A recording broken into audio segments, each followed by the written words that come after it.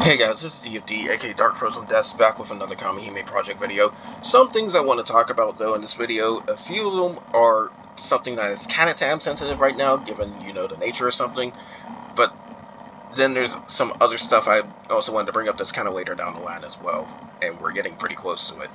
So, first off, the obvious, the collab characters are here, at least two of them anyway. There will be a second banner during the next half of the month, and that will have the dark and water characters. The dark character, I don't know if she's used too much, honestly, but the water character definitely is. She's a very good sustain character for water, and what I mean by sustain is helps to keep you alive. And then on top of that too, she's also was using in a very impressive video I saw of a JP player using only 4 characters to just auto battle Eve. Not even auto ability battle, auto battle, as in just normal attacks. But that needed some characters later down the line too. But the water character is still used on JP's side, so keep that in mind. Also, the thunder character from this banner is still used on JP's side a lot.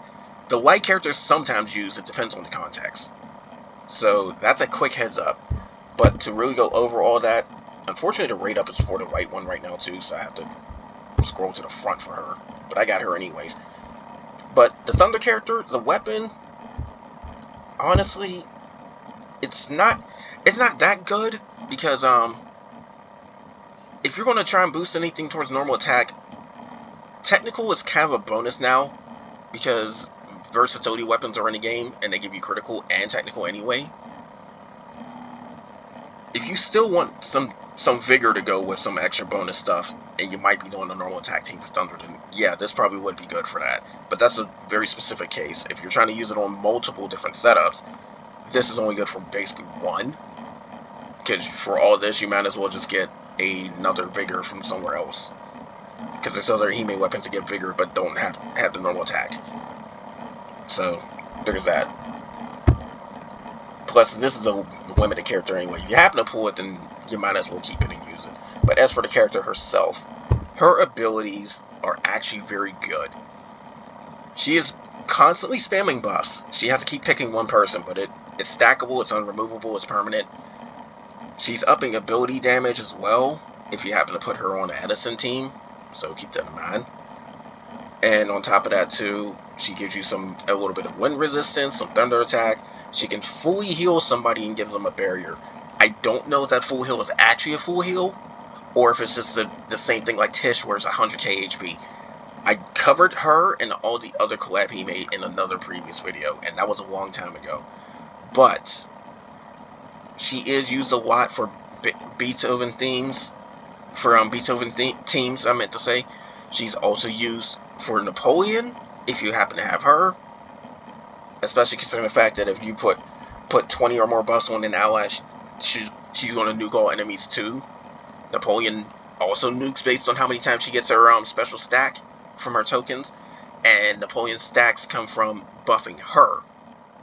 But the stacks will go away at the end of the turn, so it's a good thing this character can also sip and spam buffs on Napoleon. Go figure. But this character is actually pretty solid for Edison as well as those two. Because Edison, you want to spam yellow abilities or red abilities in order to get more burst gauge, in order to apply more burst and all that. And that also gives her a little bit of faster ability cycle too when you do that. In the case of Beethoven, you do want to focus more on yellow and red abilities, especially red. Beethoven does a lot of ability damage. But the thing is, she can also use green and blue abilities in her own special way too. So Beethoven's a weird case. But Edison, Beethoven, and Napoleon, all three of them are very click heavy. If you don't want to sit there spamming abilities manually, you probably won't want to go after this character. So that's something to know. But she is used on JP's side a lot. And I have to say this right now. A lot of people don't want to use the characters where you're click heavy and all that. That's fine. But if you want to high rank stuff, you need to. So, in my opinion, and it's funny too, because I'm sometimes called lazy on the official server because I don't play the game as often as like the ones that sit here and like grind these games all day. And that's fine. I don't care if I'm called lazy. But I think the truly lazy ones are actually the ones that sit back and ability battle everything. Like, you can't ability battle some cases. You have to literally sit back and because I feel like you have no right to complain if you get a low rank and you're ability battling. That's just personally me, though.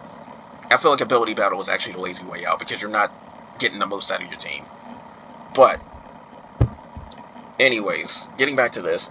Ironically, this character is good for ability battle, though, even after that talk. But how she works. Her second ability I'm going to cover first. That, very good at orb removal, which already makes her great. If you happen to have done 3 mission clears, she's also putting a damage dealt minus. It says damage taken, but it's actually damage dealt minus on the enemy. So the enemy will just flat out deal 30% less damage. And on top of that too, if you happen to burst as well, this is an ability that comes off a cooldown a little bit faster while applying damage cut the allies. Go figure. But the second ability is very, very spammable, especially done with the right setups. The third ability is also very good because it's giving everybody light elemental attack, vigor, and then sturdy is the buff that I do believe gives you more defense the higher your the closer you are to max HP. So that's also, again, worth. Very good for vigor anyway. You want to keep your HP as high as possible. If you have 3 missions succeeded as well, it will also lower everybody else's. Well, I think it lowers her own too, but it lowers everybody's ability cooldown by 1 turn. So keep that in mind. Now, the first one, it doesn't really matter about its cooldown or whatnot because whether you succeed or fail, it's basically going to come off cooldown anyway. But what you need to do with this is 6 burst attacks, 20 normal attacks, or 10 red abilities while it's active. The kicker to this is the fact that if you clear any of those conditions, the token this generates automatically gets consumed for the assist ability, and it counts as a mission clear, even if you have not hit the attack button to start the turn. So if you're doing this properly, you can probably get it to clear a mission, then slap this back on before the turn starts. So keep that in mind. And the kicker with that is the fact that every time it clears, I do believe this is permanent, but it could be wrong for the first assist ability. But it says upping triple attack rate, burst gauge, and recovering HP. Honestly, if you're really good at clearing the missions, you can stack this like crazy. And then on top of that too, the second one is indeed permanent, and it's giving you more assault, and this bigger part, more special attack. It gives you up to 60% special attack, in fact. And this is one of the few cases where you can get special attack from a character, although it gets a lot more common later down the line. But all in all, she's better for the longer fights. She can be used in a short fight because somebody's done a very impressive score of her on the guild competition going on right now. So there's that. And they took the idea from a JP player, go figure. But the thing is, though, she's more built for longer fights, as you can see, because she needs to stack more of that special attack and all that. But if you know what you're doing, you can make her work for a short fight. There's that too. But the bigger highlight for her too also happens to be her weapon. There's a character in the game named Moira who also has a weapon that gives these same ability effects. And this is what I was talking about when compared to the other one, because this is giving Stinger. Now it is medium Stinger, and that's a little bit RNG. However, when it comes to medium Stinger, you can still get a decent rate from it, especially when it's paired with a whole bunch of these other type of things. There's a weapon that's called Perk Up, and then the second one's called Fatal. A lot of people love that one. It replaces basically the vigor with the keen effect. A lot of JP players are starting to use that, and it is very much worth it. The thing is, if you're going to use these medium Stingers, your best chances are sitting up doing it with the Catastrophe Idolans, or later down the line, the Oni Idolans, which is basically Catastrophe Idolans, but better. And you also want the Malicious Idolan, the first edition of them, so you can get more weapon skill effect.